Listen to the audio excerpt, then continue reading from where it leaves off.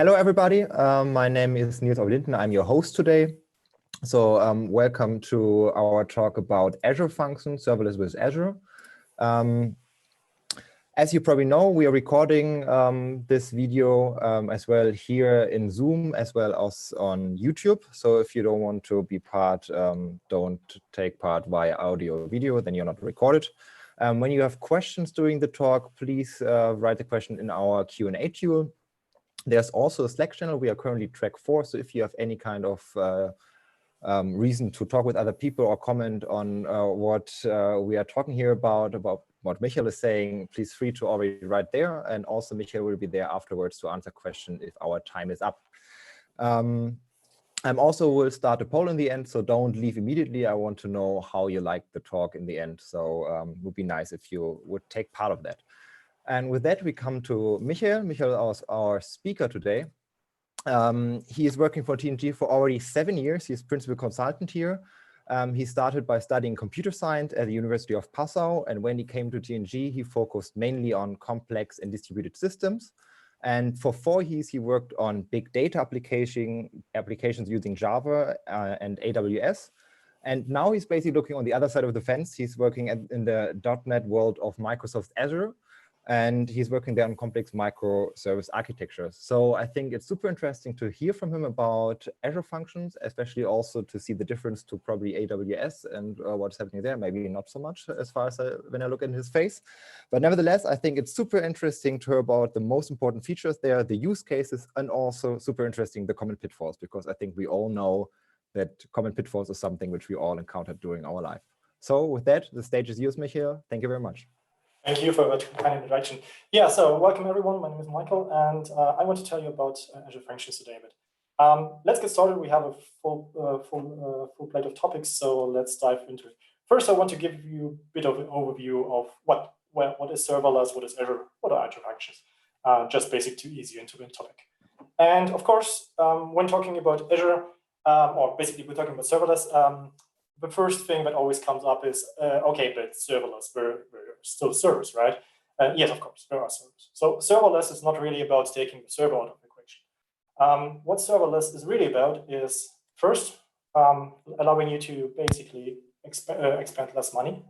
So basically having you just pay for the things that you really use, and not basically just having some resources running in some data center and piling up costs without being used, basically. So at the center idea of serverless is really you just pay for the execution time of the code you wrote.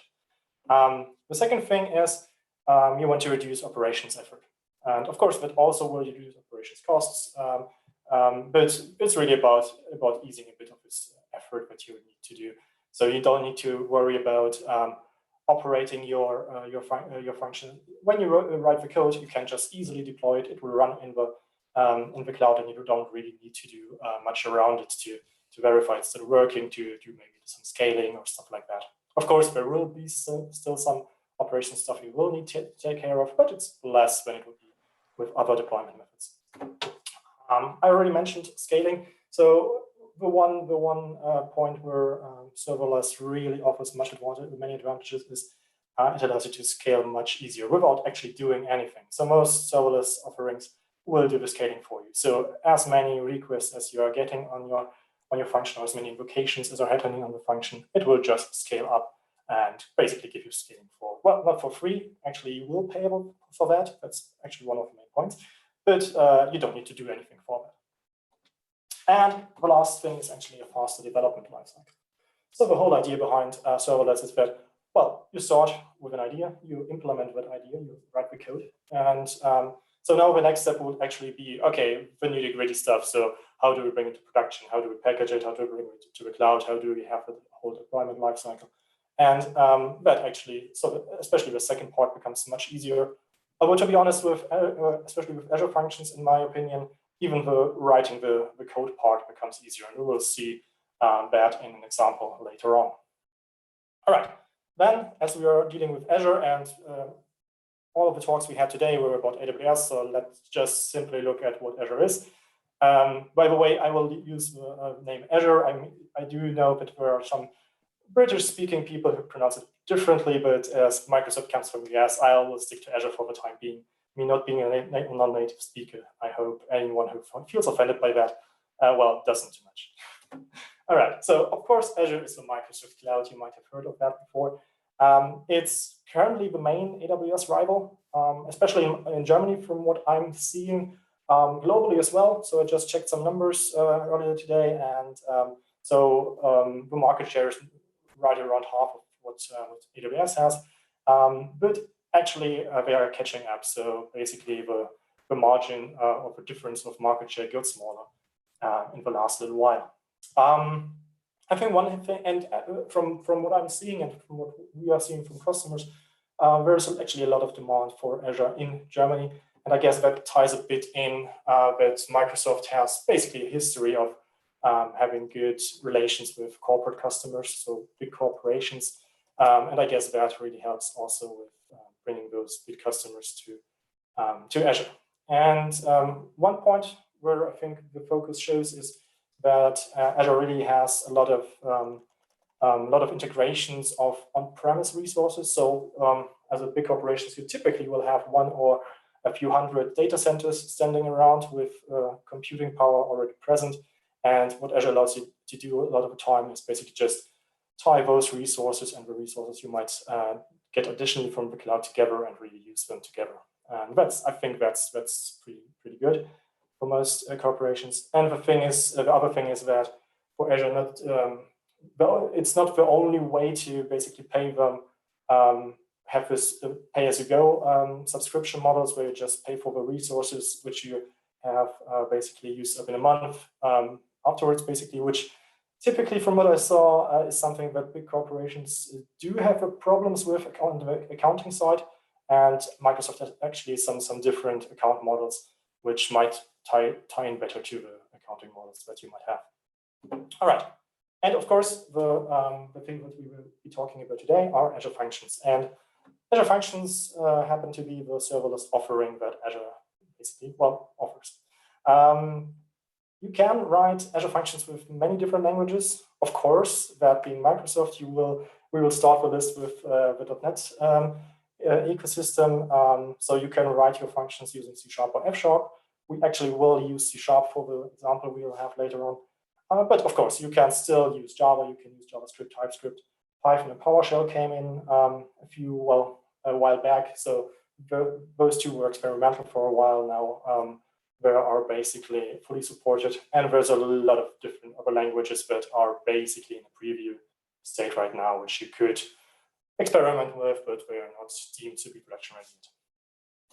As I said before, serverless is really about you just paying for what you use, and Azure Functions is really about that. So you pay only for the duration of execution, although that is a bit of a simplification, and we will come to pricing a bit later, how that works and what goes into what you pay. The one thing I really like about Azure Functions is that, so typically what the serverless offerings allow you to do is really to write small pieces of code that basically will take something from a queue, put something on a queue again, and just this little pieces of glue code everywhere. What Azure Functions allow you to do is really write complex applications, put microservices in, run microservices as a serverless model, basically. And this is really cool. And like, again, I will show you a very simple example of that later, and the possibilities are really endless. So I really like that, and I think that's the main selling point actually for Azure Functions over AWS Lambda. All right, let me just drink a bit. All right, so next I want to give you a bit of an overview of what functions are, what the main concepts behind functions are, how everything works together, and basically how everything, what the main features are. So the first thing we need to talk about are two, different concepts, basically. So when you're working with Azure Functions, you need to know two terms. And the first term is function apps, and the second term is, of course, the function itself. So when talking about function apps, this is really the container for your functions. This will be an application that will host all of your functions that you have. this will be the unit of development for you. So this will be what your project in your IDE will be like, where you will write your code and which you will package at the end of your development cycle and then also deploy. So this is really where your code lives. You can share code between your functions in the function app. You can call basically, you can use the same libraries. You can basically build your application around the functions. And the functions themselves are then just basically the entry points into the app, right? So those are, in a way, basically the interfaces to the outside world that your function app has, where the function app itself is like just your normal application, your microservice, whatever you need to do. All right, so function apps, functions, we will use those, well, I will use those terms a lot in the next few minutes. So yeah, I hope this was clear somehow. The next concept that is important to understand is runtime. And the runtime is actually where the servers come in. So like I said, serverless does have servers, and basically the servers are what the runtime is. So the runtime will execute your function. So once you have deployed it, once it is on in the cloud on Azure, and something happens to start the function, to interact with the function, a runtime will be started. So there will be really some infrastructure, some resources that will be spun up, and which your function will be executed on. Each runtime can execute multiple instances of a function. So in our example here on the right-hand side, so function A can be called multiple times. So think of a function A as a REST endpoint, for example, and there will be multiple requests made to the same endpoint. And this can be satisfied by runtime within certain limits. But at some point, Azure will spin up a different runtime for scaling reasons, obviously. So if the requests come piling in, runtime will not have enough resources anymore to satisfy the request, and another runtime will spin up. This is basically how the scaling works on that. And of course, so each runtime will basically contain one function app. So all functions from that function app can run on that runtime, but basically this can be spread over multiple runtimes as well. All right. So now we know how functions basically are tied together in the function app. Now we know how they are executed in the runtime. Now let's look a bit into how they are built or how they interact with the outside world. And for that, there are two important concepts to understand. The first one is the trigger. And triggers are really basically, well, again, as a function is an entry point to the function app, the trigger is the entry point to the function. So this is basically where you specify to what events that function will listen, when it will activate, how it will basically be called by the outside world. There's a lot of triggers. So this ranges from simple triggers like a time trigger, where you can invoke a function like every 10 minutes or every hour, once a night. This can be a queue trigger, where the function will be started when an element arrives in a certain queue. This can be something like Cosmos DB integration, so the document database that Azure has. So whenever something is written to the database or something changed in the database, the function will run. Or very most importantly, probably the HTTP trigger, which will allow you to basically tie an HTTP endpoint to this function. And the function will then start as soon as someone makes a request to that HTTP endpoint. Of course, these triggers will provide the main input or one source of input for the function.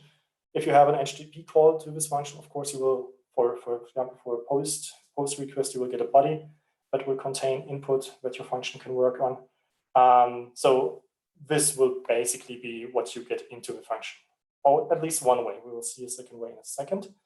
So this is, well, starting the function, getting information in.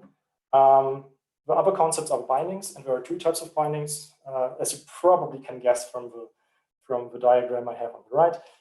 The first one are the output bindings, and output bindings, of course, are basically the output of a function. So whenever you do something inside a function and you want to get the information that you created out, you can use an output binding. You don't have to actually.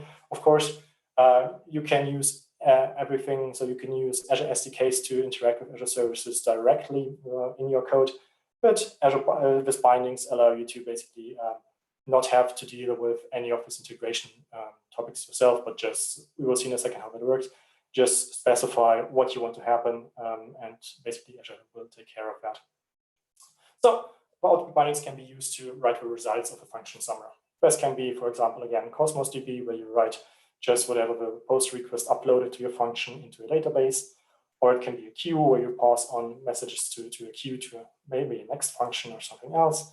So there's really a lot of integration around that. So basically, the bindings and triggers allow you to interact with a lot of the Azure services that are available. All right, next to output bindings, we have input bindings, and those are basically additional inputs for a function. So of course, one way to get information in is a trigger, but sometimes you need more. One example would be if you have a GET request to your function where you want to return one specific entry from a database identified by its ID, for example. You might want to use an input binding to get that ID from the path that you were called with, and search the database for this ID, and then basically return it with the HTTP response. So you would use an input binding for that. Again, similar with output as with output bindings, a lot of services are supported here.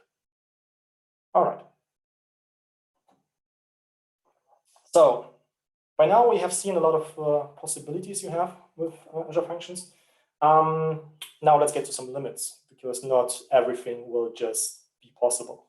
And the first limit we need to talk about is the duration of execution. So actually, you won't be able to write a function that will just basically sort and then run forever. It's not what the model is meant to be. If you want to have something that runs all the time, but obviously it will be cheaper to just rent a machine and run it on that machine. For Azure Functions, there are two limits. The soft limit is 5 minutes. So after 5 minutes, the function will be stopped. Just the execution of a function, by the way, not the runtime. Runtime will run longer, but you cannot influence it really. But the function, one execution of a function will be stopped after 5 minutes. You can increase that. So it can be increased to 10 minutes if you really need it to, but 10 minutes is really the hard limit. So there's no possibility to increase it even further. So that's the first limit we have. The second limit is actually memory. So your function can only use up to 1.5 gigabytes of memory. I mean, again, this might be not considered too much, but of course, with a limitation of 5 minutes that you might have, filling up this much of memory might be a stretch anyway. It can, of course, be a problem if you have an HTTP upload where a big file is uploaded, for example. Then, of course, you might run into those problems.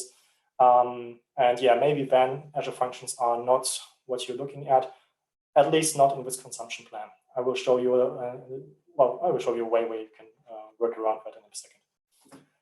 And basically, the third limit is there is one CPU for you. So again, functions are meant to be small pieces of code that will execute quite fast. It's not meant to be really something like that will do a lot of operations, a lot of calculations. But again, there is a way to work around that, and that way is a premium plan.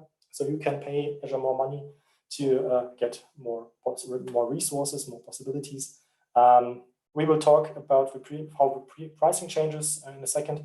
But for the premium plan, the limits are really lifted heavily. So that might be an option for you if you just thought to yourself, oh crap, I really needed this stuff he just told me I can't have. So that might be an option. As I basically just alluded to, pricing. Yeah, so let's talk about pricing. I told you before that you just pay for the duration of execution. That's partly correct. In reality, you will hear something, the term gigabyte second a lot when talking about prices with pricing of Azure Functions. That's basically the product of execution time and the average used memory. So basically, what Azure will do is they will look at how long did the function execute, again, the function, not the runtime. How long did the function execute, and what was the average memory usage of that function over the time, multiply that, and then basically apply the price that they have to that and charge you with it. When we talk about time, So this says gigabyte second, but actually you will be charged by millisecond, starting with 100 milliseconds. So you always pay for the first 100 milliseconds. If your function runs faster, you still pay for that, but well, it's 100 milliseconds. And yeah, after that, it's really each millisecond that your function needs to execute more will cost you the amount of money, basically, that it is. So actually, for Azure Functions, that might be optimization below 100 milliseconds. A runtime of 100 milliseconds might not make sense, basically. For the memory, you always also pay in steps. Basically, the steps are 128 megabytes, and the minimum is also 128 megabytes at this point. So basically, you will have bigger steps than for the time here, but well, the range is not that big, from 128 megabytes to 1.5 gigabytes. The current price, well, the price last week, to be honest, was well, a lot of zeros, and 4 gigabyte second. So basically, typically you won't use a gigabyte second for your function execution. So this needs to be divided by whatever execution time and memory you had. So that's not a lot, as you can probably already imagine. But actually, and this is not the only thing you will pay for. The other thing you will pay for is the number of executions.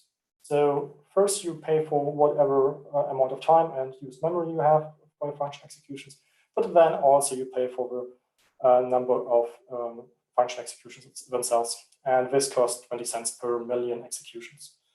So again, this is not too high a price. Well, but it really depends. So prices can, of course, get really high when you do everything with functions and you call them a lot. The hope would, of course, be that those functions do something that provides value to you, money to you, and you can afford it.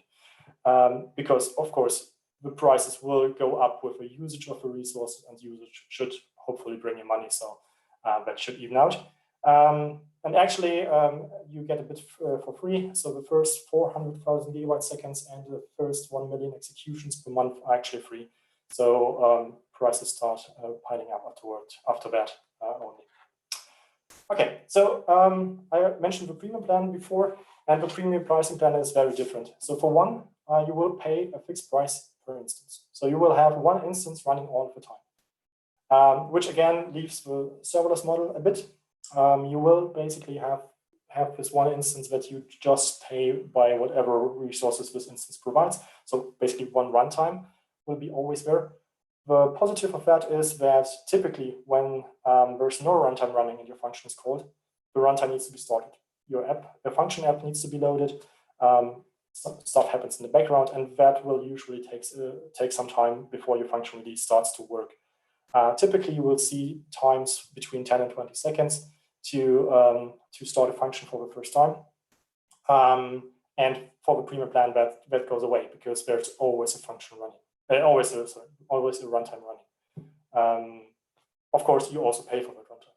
There are ways actually to avoid this cold start scenarios with Azure Functions, for example, just triggering them every few minutes. But yeah, that's a bit maybe beside the point at the moment. All right. So this is the one part of the cost you will pay for the premium plan.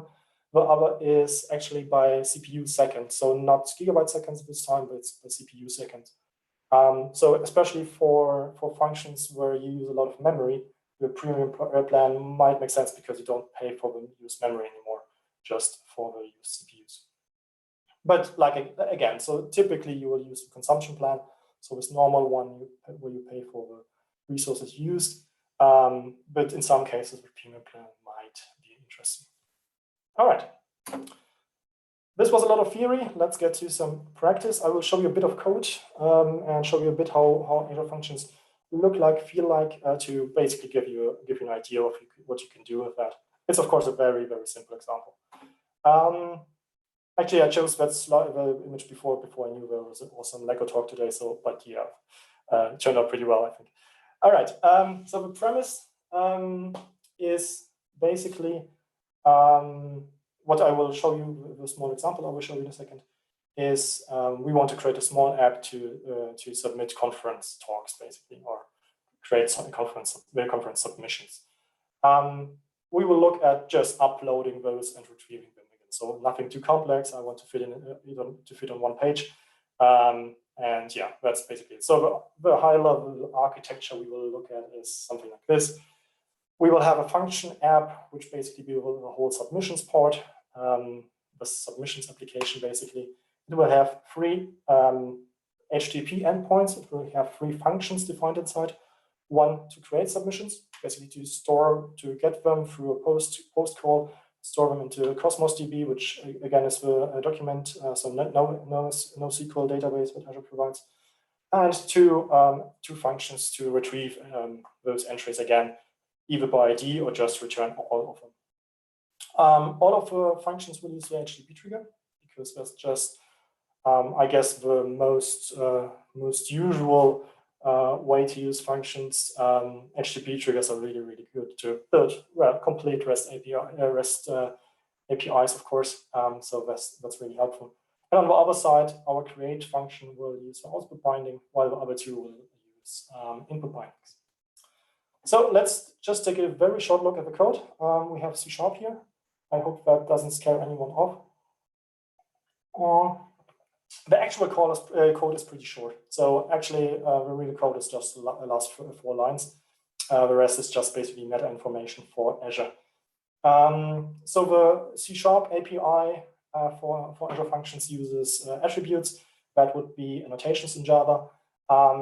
For language like Python or JavaScript, which do not have those, there's a file will be written which is called host.json, where these configurations are basically just made in JSON format. So basically, when we start from the top, the first thing we see is the function name. So you really just say Azure what you want the function to be called. We call it create submission in this example. I think I changed it in the real code. We'll see in a second. And then the next thing in line 3 is basically the HTTP trigger. So this will allow you to first specify the authorization level. We choose anonymous here, so basically everyone can access our function. But you really have also options to allow Azure to do the authorization for you. That might come in handy most of the time. You might want to do authorization by yourself, but depending on the use case, you can use those built-in possibilities, of course. The next thing we see is the HTTP verb that we want to be used, which is post in this case, and then the root that basically this endpoint listens to. And this gives us basically an HTTP request where we can interact with whatever came in as a parameter. The second thing we will see is the output binding. So it just says Cosmos DB. We configure the database name we have. We configure the collection name that we have. So you can, basically this is the information you need to know where to put the stuff into the database. And there's a connection string. Well, actually, it's a connection string setting. So the connection string is basically what gives you authorization to interact with the Cosmos DB. And we don't want that in the source code. We just want to specify a setting that will be set through environment variables when we deploy the function or when it's already deployed, basically. This now gives us an out parameter, which again is something that all languages have. So for some languages, you would just have a parameter we can interact with. You can post your whatever you want to be written to the database with using methods. Here we can just assign it and it will be transported out of the function. And that's basically all the setup we need. And then we can just in the third line from the bottom, we just read the body from the request. Then we convert it into JSON in the line below, and we assign it to this out parameter we defined to be written to Cosmos DB. So that's basically it. The last line is just to return a response to our HTTP caller. And this gives you basically just receiving HTTP request and writing it to the database. The second thing is basically how we get the information out again. And not really much changes here. Instead of output binding, we have an input binding, like I described before. So this Cosmos DB line here in line 4, again, it specifies the database name, the collection name, also again the connection string. But now we have also an option to specify what we want to get out. And in this case, we specify a SQL query directly. This is, of course, well, not the option you might want to use all the times. There are other options as well to interact with the database. And it also really depends on the language you're using. So some methods are only supported for some languages because the language definitions might make it easier or harder to do that specific thing. So yeah, this is basically it. We will just get an IEnumerable, which is basically a list or an array of all the found elements from the database, and we can just return it with a response. So basically, if we're being honest, it's just one line of code here. The rest is just logging and making sure that there is something in the database. So with one line, we have a really possibility to read things from the database. All right, I want to show you some code next and show you how everything works or looks in Azure. Wait a second, I press on the right button. Okay. So basically, I hope you are seeing my IDE now. Yes, I see nodding, very good. So this is basically Visual Studio right now, and you can see I didn't lie to you. We still have the function name, which is called create submission. We still have our get all. We have a third function as well, get by ID. And here we basically have this ID that we take from the path. So in the roof, we specified submission/ID, and we can use that ID in the input binding to just retrieve that one submission. So yeah, basically this is everything. I already uploaded that, but this is basically very nicely done using Visual Studio, for example. So I can here just select deploy to function app, and I can do it really out of my IDE. Of course, normally you would do it with some kind of automation, with some kind of tool like Jenkins or Azure DevOps maybe. But for smaller examples to play around, it's really nice to have it available from Visual Studio. So let's just see how the request would look like. So let's just insert a very simple submission for a conference, which might be, for example, the virtual Big Tech Day, which is heard is a very, very good conference. And here we can see that the submission was actually successful. So we got a okay back, and yeah, thank you for submission. Very gladly. Next, we can just try to retrieve all the submissions that we had. And we can basically see I tried that service before, to be honest, so I'm not doing that for the first time here. So there are already a lot of my talks in here. I really want to present this talk at the Big Tech Day. This was very important to me, so yeah, that's why it's here a lot of times. Yeah, and here, of course, we have the idea, so we also could look it up using this send request. Normally, of course, we would return the ID when creating the response, but yeah, this is just a very, very simple example. All right, so what we already saw here is we saw that we made some requests, and if we go into Azure itself, into the Azure portal, there's actually a very nice monitoring for Azure Functions, and I want to use it to show you some fun stuff. So you can see in real time when the requests come in, so we can see the request I just did here. We can see how much CPU was used, and very funny or very interestingly, you can see the servers in your serverless offering. So how many servers are currently being used. All right, so let's put some heat under the whole thing. So I'm just using artillery to simulate 100 users, no, 20 users accessing this endpoint 100 times. Let's run it. And we will see here basically in real time that the requests are coming in. The scale changed here a bit, so we have now 100 requests per second, which is mainly limited by, well, what I set it to. So as basically you can guess, this scales pretty easily, and we should see a new service coming online any second now. Or maybe I need to post more. Actually, the display of servers lags a bit behind. Let's do it again, and we should see more servers in a second. Okay, it always showed servers during my practices. I guess we really got a powerful server right now. I hate it when that happens. All right, yeah, normally it should show between 4 and 5 servers here. I guess maybe this part doesn't refresh. Let's reload that. You also have a possibility to look into the logs of each single invocation. That lags behind 5 minutes. So actually this live metrics are much more useful.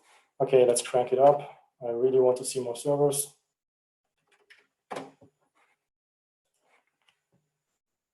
Maybe just for clarification, you're on the free plan now, right? Well, this is our TNG playground, so we are paying for that. But you're not using the premium functions? No, I'm not using the premium function. Okay.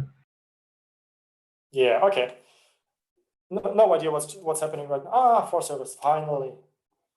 No idea where the failures come in, but we have finally more servers. So you can see it really scales up nicely with the amount of messages that you can get. Okay, let's ignore the failures for a second. I will look into it later and continue with the talk. All right. So yeah, that was basically just a very simple example of our microservice with Azure Functions can look like. And you can, of course, imagine the possibilities here. So I don't know if for those who are familiar with AWS Lambdas, exposing HTTP interfaces through the Lambda is much more complicated than that. So really, this allows you to build complete REST APIs in one app deployed and have just running. So this is very, very neat. I cannot overstate how cool of a feature that is. All right. Going on, so basically the rest of the time I want to talk a bit about stuff that, well, where I fell into holes in the ground, and I want to basically enable you not to do the same, and just talk about some things which might be a bit weird, or actually which might really help you. So the first thing you should keep in mind is basically the thing is about the runtime that we already were talking about. So your function will basically run multiple times. It can, the next invocation of your function could be on the same runtime. It could be on another runtime. So what I'm really trying to say is your functions should be stateless. I guess everyone who already worked with functions might be familiar with that, but I cannot overstate it. Functions really should not rely on the same state being present when the next invocation comes in, because that might be the case, but it might not. And in reverse, the reverse is also true.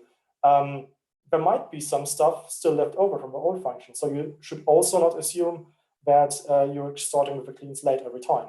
But sometimes you really need to deal with multiple, the code being accessed from multiple threads, stuff like that.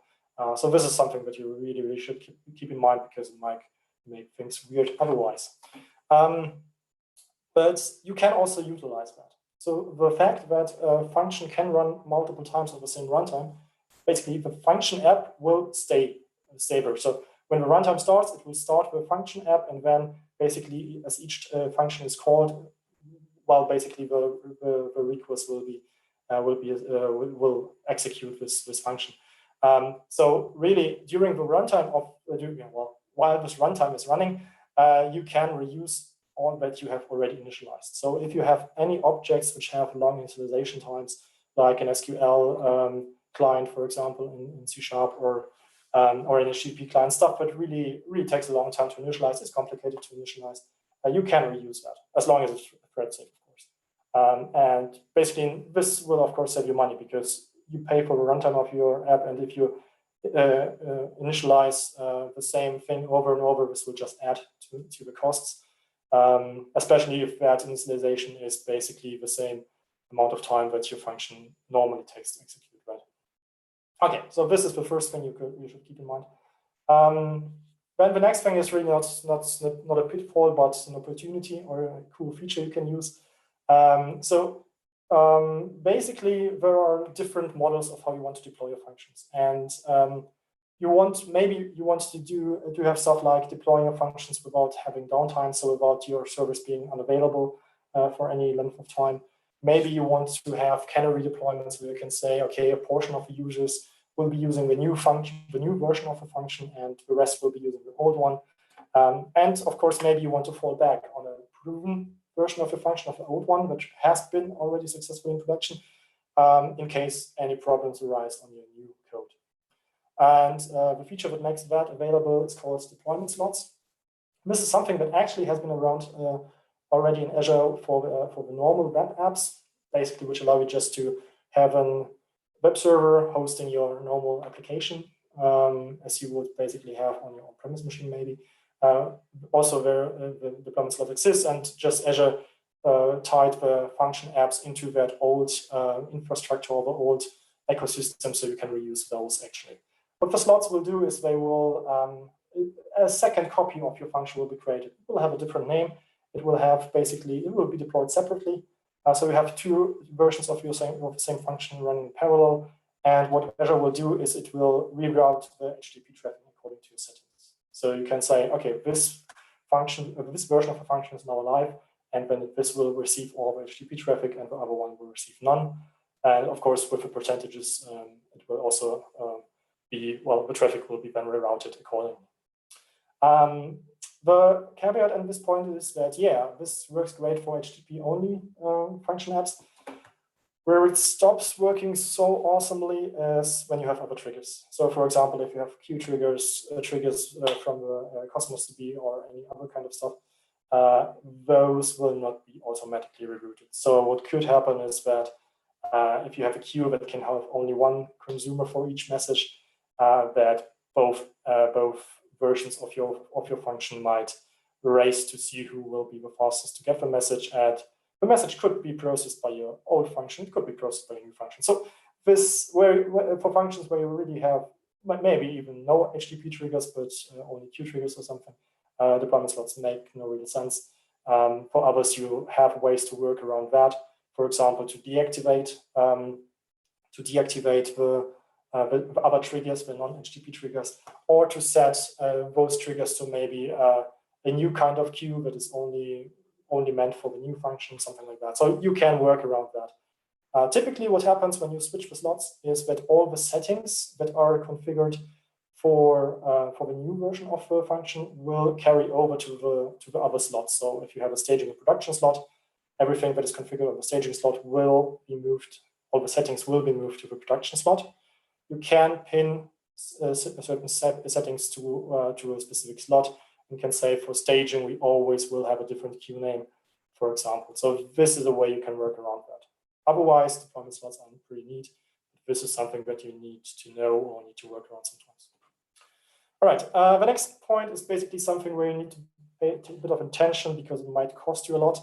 So of course, functions can call other functions. This can happen in a lot of different ways. It can be a message on a queue, it can be an HTTP call, it can be whatever.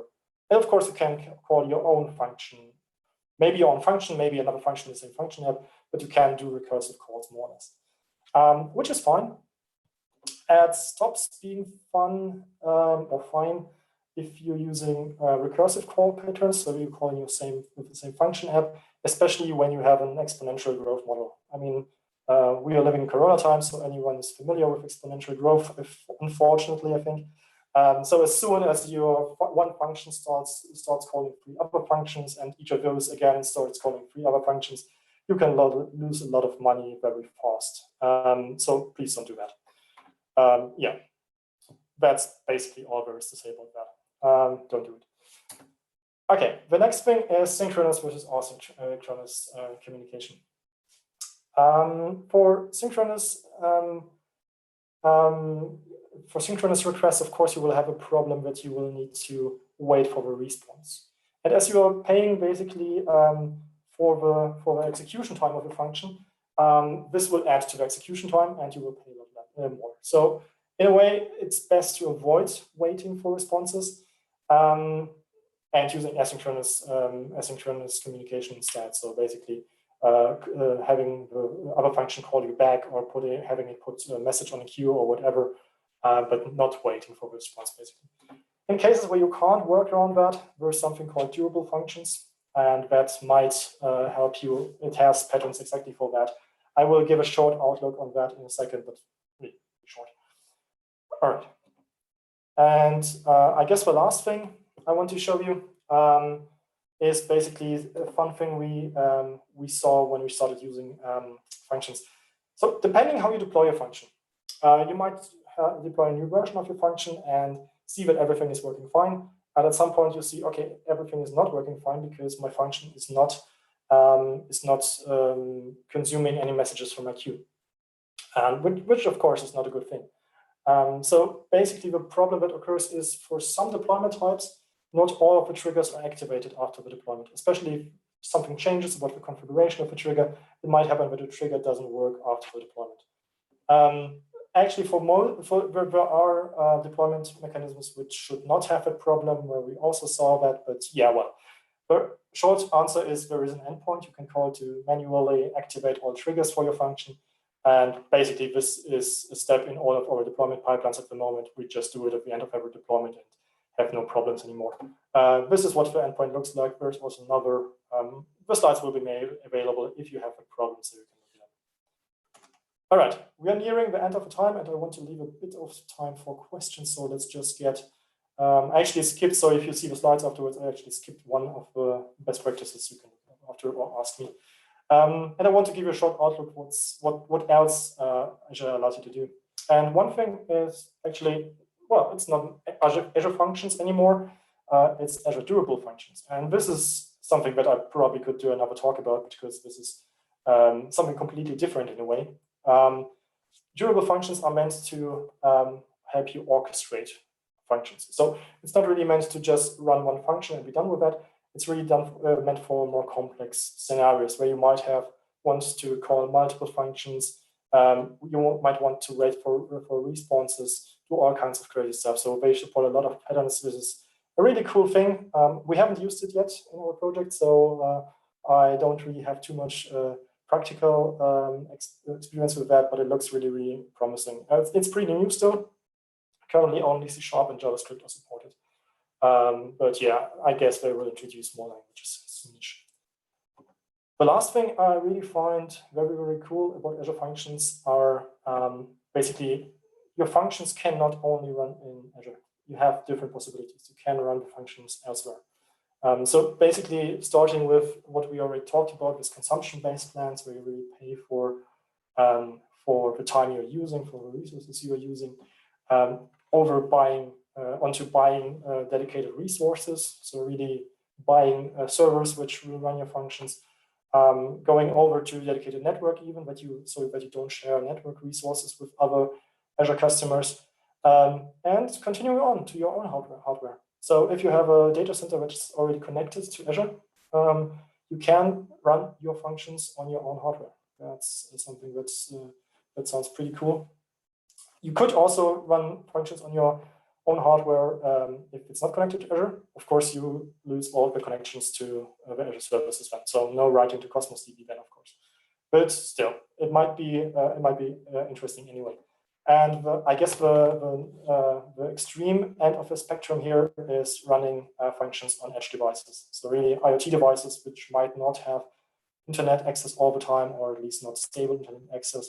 And you can run the same, well, again, no access to Azure services here, but basically with the right kind of Azure function, you can run it on an IoT device and in the cloud, basically pretty without changing too much stuff, which sounds very cool. Haven't done that yet, but maybe at some point, maybe the next project will bring that once. Who knows?